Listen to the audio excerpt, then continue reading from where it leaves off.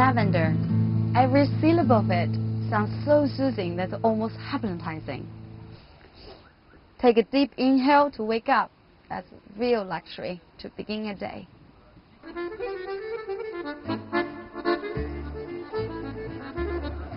The whole arm of lavender flowers, they probably can only produce a few drops of essential oil. In China, this is the only place have the perfect condition for lavender to flourish. And even in Asia, there are only 2 other places. One is Sapporo in Japan, the other place is in Taiwan.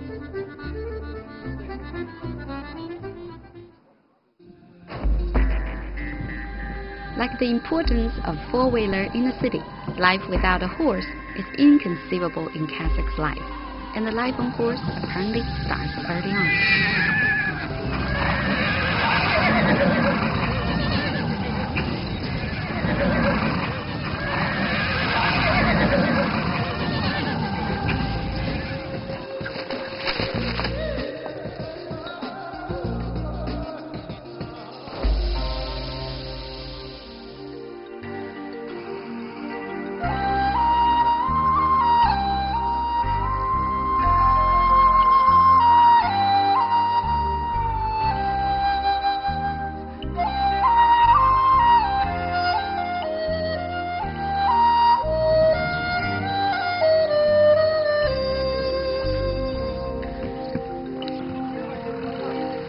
Beautiful, huh?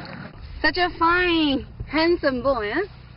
People call them heavenly horse over here partially because they are from the heavenly mountain, and also partially because they are just so good looking, heavenly-like. They're actually kind of a crossbred between Mongolian and Russian stocks. So they're famous for their great endurance and perfectly proportioned body. Woo!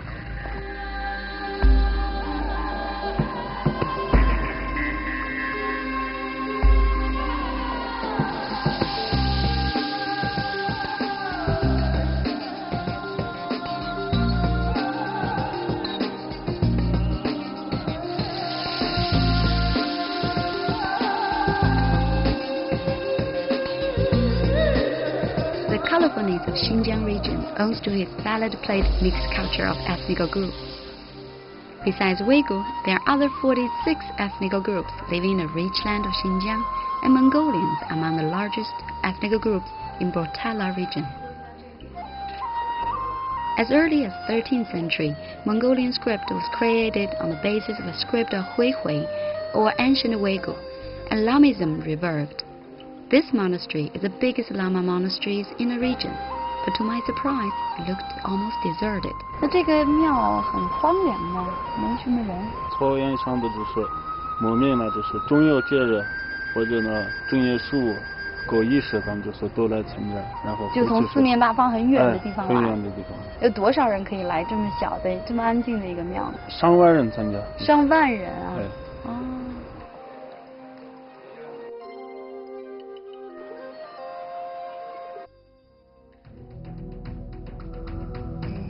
Bortala region is Xinjiang's Easter Island.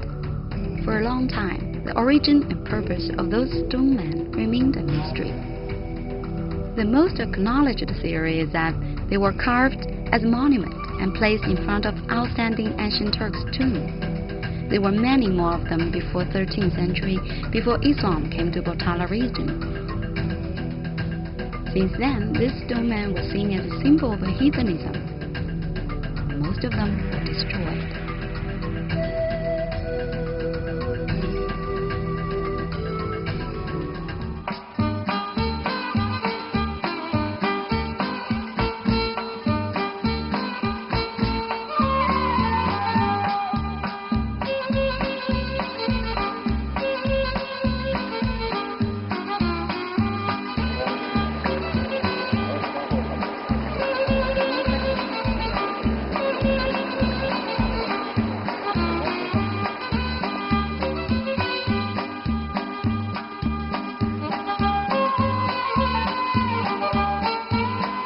Being on the road for so long, the idea of heading towards the city itself is exciting.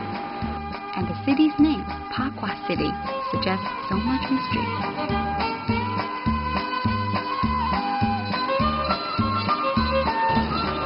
I've never been proud of my sense of orientation, and a normal map hardly ever sees it lost in traffic problem. But here in Pakwa City, this time, I need even a special map. I think our driver got lost here too.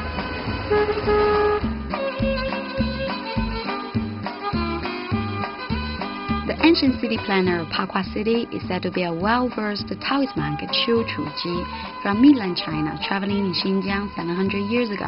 He brought Taoism here and even planned out the entire city according to Pakwa principles. The city probably had the best feng shui as urban planner indicated, but I don't think he considered the orientation part that much. It looks like a maze.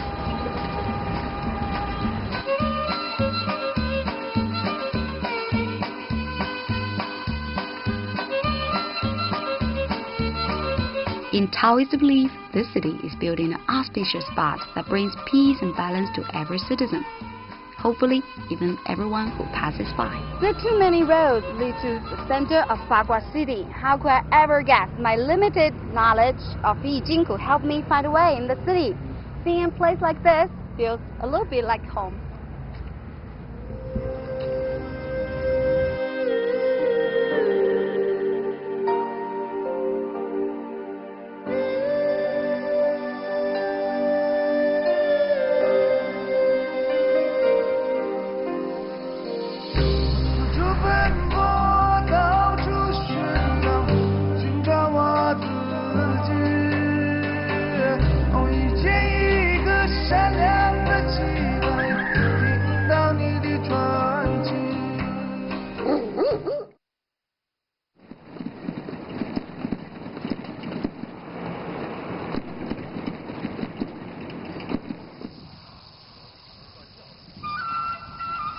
Mu, meaning blessing in Mongolian, is located in Batola region, Mongolian Autonomous Prefecture. The high altitude of more than 2,000 meters makes it the highest mountain lake in entire Xinjiang. The high altitude also gives the air here a crisp, clean bite. The water crystal azure sparkles.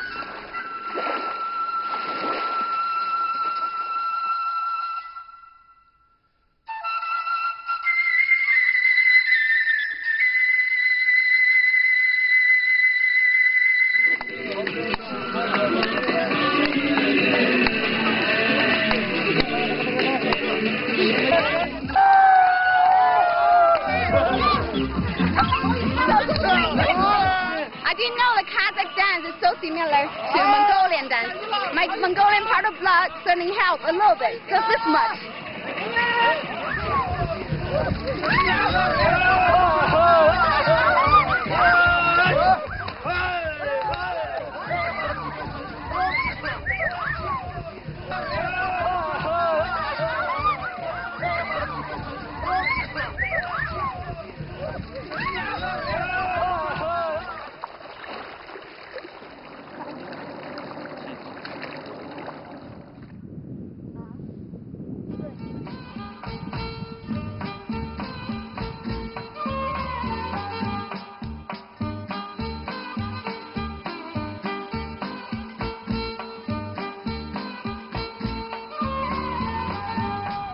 After the surreal scenery of Mu, the road jiggering back towards the city of Yining felt slightly more boring than bucolic. Lush hills, picturesque villages, and empty roads leave place for the unpaved narrow country roads busy with motorcycle traffic. But if you have learned to think positively by now, you'll find at least one positive thing. It's easier and safer to hitchhike in this period of the road. And stop over whenever you want. Most trips ends with deficit spending in my experience. My surviving manual is usually to follow a Chinese doctrine. Think of your parents when you are in need, and when traveling, housing at friends indeed. After the week-long road trip in Yili, back to the city itself made me feel like home. Staying at a nice Uyghur courtyard house belonging to a friend of friends. My surviving manual pays off. Wang Luobin is renowned for his talent in capturing Uyghur girls' beauty with his music and lyrics. Partially thanks to his music, Uyghur girl has almost become synonymous to beauty in most Han Chinese mind today. And it's really hard not to be charmed by these hazel eyes. 那这个这么大一个院子有多少人住在这儿？我父母孙女孙子有7个，我们总共8个孩子。每次我们都聚在一起50多个人。50多个人，哇哦，特别大的一个聚会。Uyghur is the largest ethnic group living in Yining City. Unlike Kazakh, they prefer city living and traditionally know their good sense of business and delicate urban lifestyle. But just like Kazakh, Uyghurs are also known as people born with rhythm in the blood.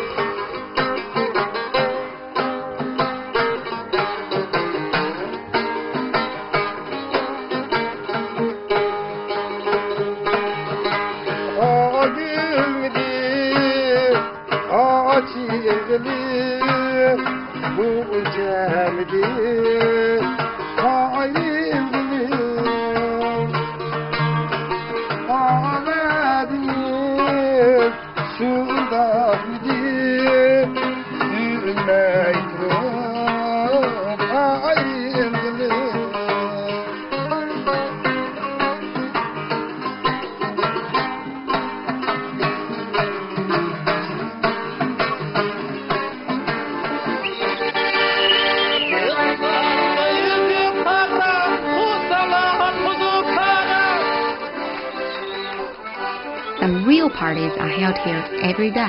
The wedding party in the pavilion inside the garden. You won't have much trouble finding it since there's only one place for this special occasion in entire Yining City. Everyone is welcome to join the joyful dance floor, and only the dancing movements can separate the guests from the tourists.